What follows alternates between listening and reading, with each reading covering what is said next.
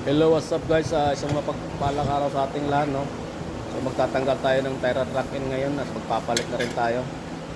So guys, yung mga video ko ngayon guys, medyo mga basic lang muna kasi wala pa tayong mga major troubleshooting.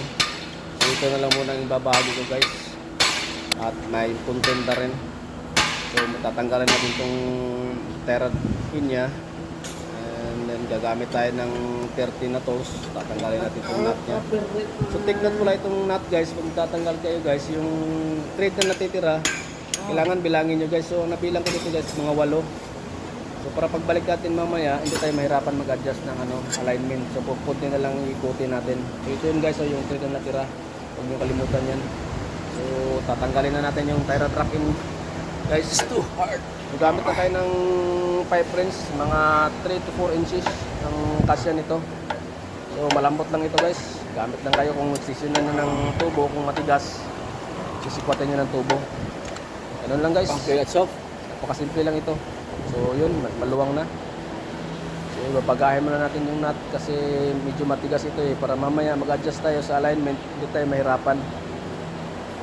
Kasi yung bagong tire track, wala kasi kasamang nut yun So itong gagamitin pa rin natin, ibabalik natin ito.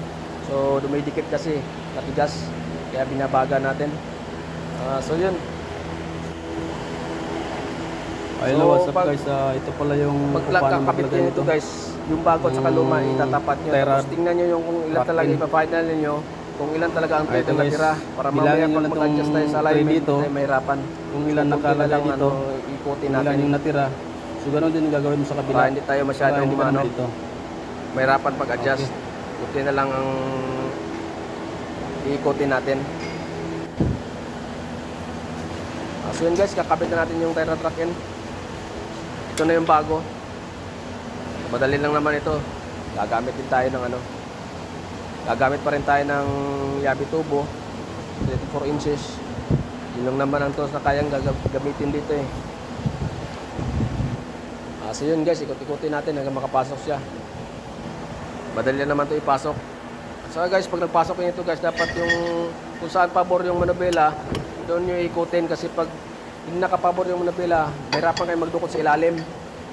So dapat nakahang itong harapan nito ng sasakyan. O meron kayong lifter, mas maganda. Kung wala, pwede naman jack gamitin.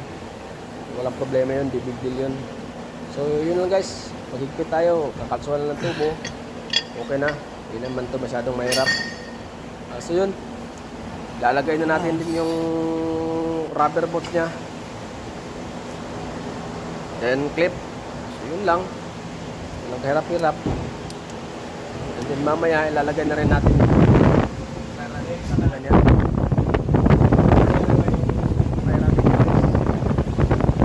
Sa kabong hangin to. So ilalagay muna natin yung nut.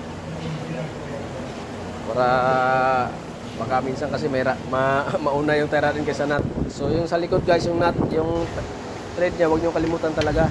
Kasi importante talaga yun. So yun, kakabit na natin yung tire din. So itong tire din pala guys, kasi yung thread sa likod, nakaano na yun Binilang ko na yun nung una pa. Dapat bilangin nyo talaga. Kasi ang bilang ko dito sa una, 8 siya. 8 thread. So, yung 8 thread pa rin. So gagawa din ako ng video mamaya guys kung paano tayo mag-align nito. I-align kasi natin ito mamaya bago natin i-release. So yun lang guys. Abangan na lang.